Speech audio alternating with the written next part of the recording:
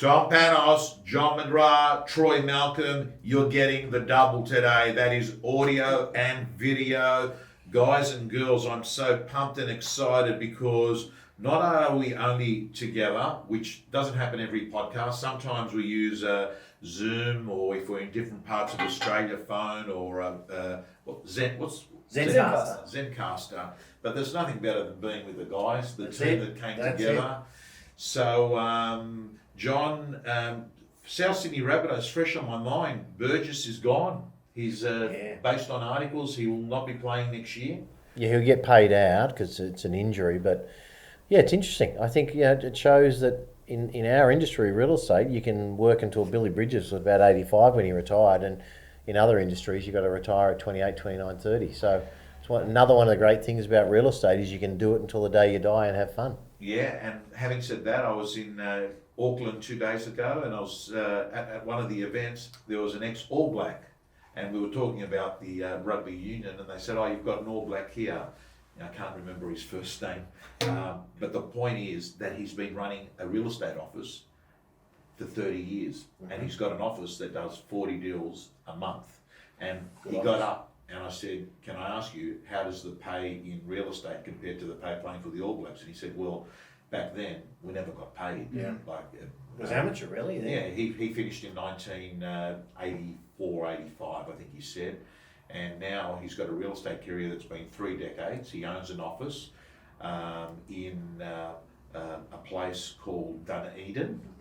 And it's exciting. It doesn't matter whether you're 20, 50, 60. The bottom line is you've got a long lifespan in real estate. And today, John and Troy, we're going to touch on a subject that I know that you've been very passionate about, John, and it's called extreme standards.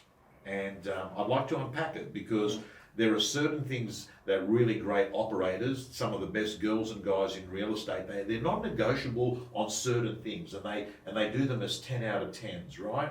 And they're not prepared to compromise. They're not prepared to actually drop the standard. What does extreme standards mean to you guys? Well, as we just said off camera before we started, Tom, when we're getting ready for it, I mean, everything you do has a standard, whether you like it or not. The way you do your open homes is a standard because it's the way you do your open home. So the difference between exceptional and someone that's probably earning 10x and the rest is just that little bit. And sometimes it's 1%, sometimes it's 40 or 50%. But it's having a look at everything you do and just working out how can I take it that little bit higher. So, what are some of the basics? Things like punctuality, to me, you got to have a standard around that, I can tell extreme standards with punctuality is a big thing for you, because even now we're looking at the time, you're conscious that there's car patrol's going to come up and move the cars at the loading zone. The whole time we're having a conversation in the back of your head, don't forget guys, we've got this time limit. You're obsessed with time. I think, in an industry where a lot of your life you're at appointments, auctions, opens, listing appointments, buyer appointments would be probably for most people 80, 90% of their life.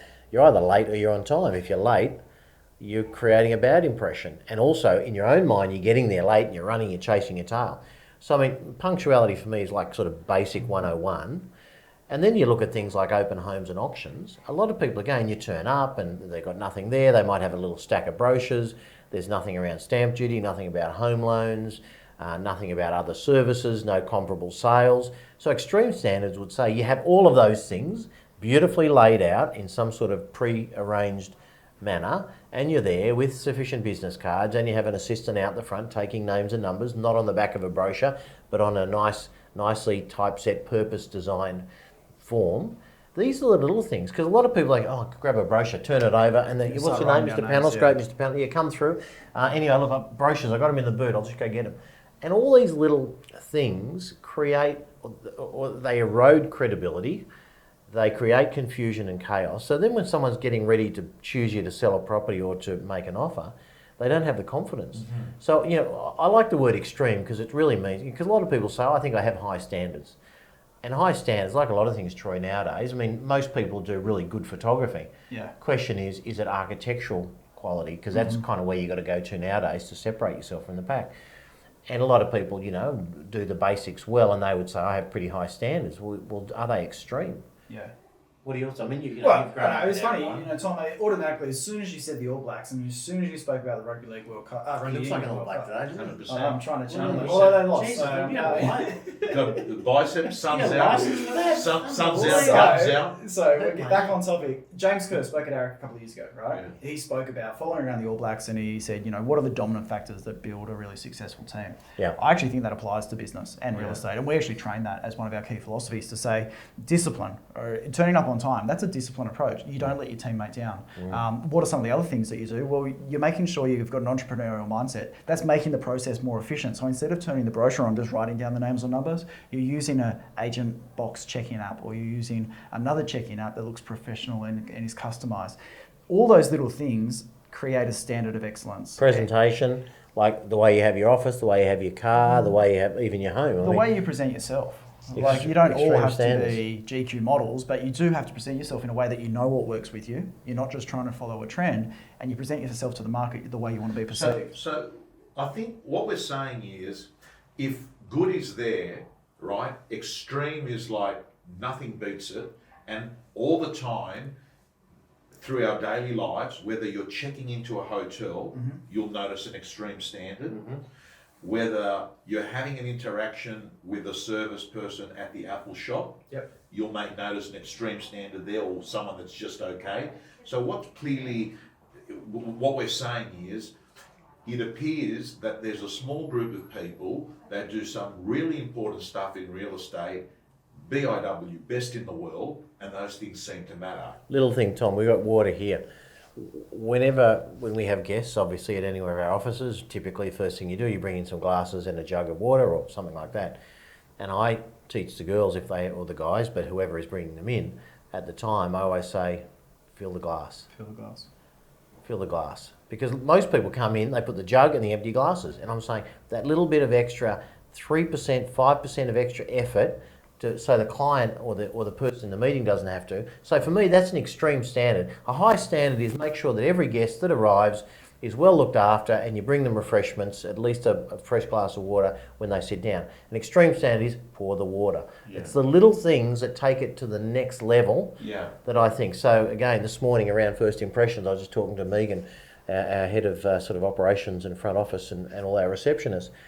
And I was watching one of the girls, and she's very, very good, but someone came in and said, "Hi, I'm Tom Panos. I'm here to see Troy Malcolm." And she said, "Okay, I'll just give him a buzz." So very, very professional. But I was saying to Megan afterwards, I said, that was an opportunity to repeat his name. Yeah. "Hi, Mr. Panos. Thanks for coming in. It's great to see you. I'll just check if Troy's available. Just won't be a second, Mr. Panos." Just a standard of repeating someone's name and saying, "Delighted to see you again. If you've been in before, it's great to see you again." So I can either say, "Troy, no problem. I'll just check if he's available." Or, "Mr. Panos, great to see you. Let me just check. Can I get you a fresh coffee while you're waiting?" Yeah. So little things like that, but they make a big difference. They make a huge difference. But the thing is, the effort is actually the same. When you think about it, you're already bringing the water in, you're already bringing the glasses in, just pour the glass. Like it's a tiny, minimal increment it's for a big fraction impression. different. I'm thinking in real estate, there are so many moments in an interaction. Example, you go off and you see vendors at a property. Instead of the standard being, "Hey, give me a couple of days and I'll get something back to you," people are doing same day back proposals. "You'll have something this afternoon." Well, imagine if it was within an hour. Within an hour. That's the extreme one, right? Correct. So high standard is same day, Yep. which, by the way, is better than probably 80% of the market. Yeah. If you got yourself incredibly organised, you have everything done before you. For a lot of people, they could almost have the presentation done before they go to the meeting. Yeah. They know the name, they know the address, they probably know the price range, etc., etc. And just tweak it afterwards. But imagine within an hour of you meeting someone, this arrives in soft or hard form. You're thinking, wow. Same with a pre-listing kit. Extreme standard is hand-delivered within 60 minutes of the client hangs the phone up to invite you around. That's an extreme standard. Buyer notification. They're at the open for inspection and they get text to them all the information on that property there and then. Brochure, video, thank you for attending, here is further information. So there's Real-time stuff. The other one is at open for inspections. This is one that I know that a lot of our offices are focused on at the moment. If you're standing at open for inspection, most people are using open for inspection check-in apps. They're using their phone to actually check people in, which is kind of Like Home Pass, right? which is kind of random and weird, in my opinion, because when you're driving past a public train station, tram stop, bus stop, what are most people doing? They've got their AirPods in and they're doing this. It automatically says, I'm living You don't my like best the look life. of it, you're saying? Yeah, I don't like the look of it. I think that's an extreme standard. Instead of using the iPad, why not have the iPad as a business tool? You never really drive past one of those. So you're saying you should use the iPad, not the phone? Use the iPad, not the Yeah, phone. that's good. Optics, I like that. Extreme standard. Thinking of another client in Melbourne that I've got.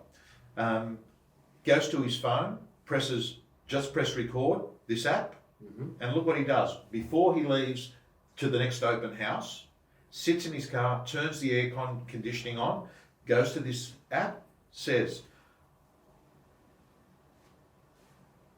"Hi, Mr. and Mrs. Vendor. Hi, John and Susan. I've just finished from your open. We had 13 groups through. 2 have requested contracts and 1's definitely coming back on Tuesday with family to look at it. I'm moving on to my next open for inspection, letting you know I'll be doing my first round of callbacks this afternoon, second round of callbacks on Monday morning. I want to wish you guys a really good weekend. Thank you for keeping the home presented." They stop here. Extraordinary. They press transcribe. Look at this. It's a great app, by so the it's way. not audio. Transcribe. Well, it's both. It does both. It sends your voice and it sends that transcribe. It's transcribing it right now.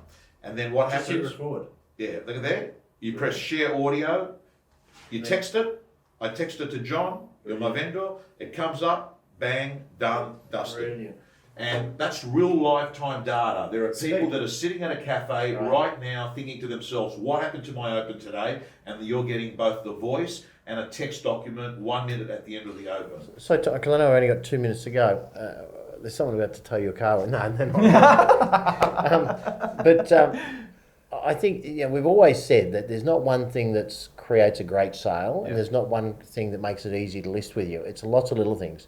And if when someone sees you, everything about you just seems to work, and you're fast and efficient and you're caring, and the little things, you remember their name, you remember their pet's name or their dog's name, you turned up 3 minutes early, not 2 minutes late, all these little things.